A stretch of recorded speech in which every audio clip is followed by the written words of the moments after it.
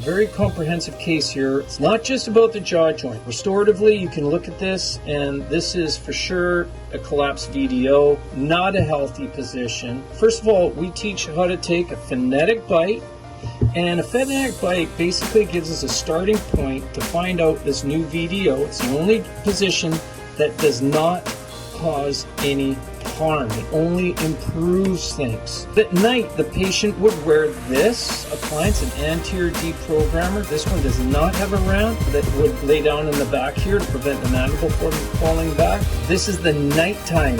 Now during the day, so we get an absolute repeatable position, the patient will function with this lower flat plane appliance at night. This is the bite that we got with the phonetic bite. Doctor did an awesome job, and usually it's going to be anywhere from 17 to 20 mil Shimbashi, depending how big the general patient is, skeletally anyways. Just wanted to share that with you. This is going to be worn for 2 to 4 weeks, a month.